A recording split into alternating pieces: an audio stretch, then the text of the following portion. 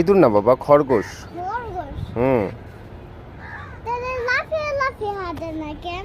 ওটা তো নতুন, এই জন্য। এটা দেখো, ইঁদুর।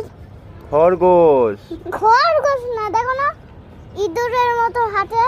না বাবা, খরগোশ।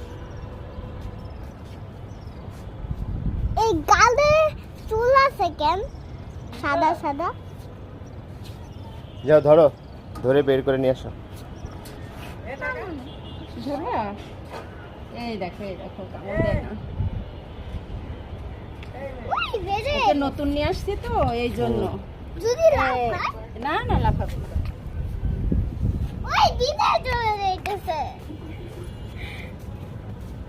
এই শীতের ভিতরে।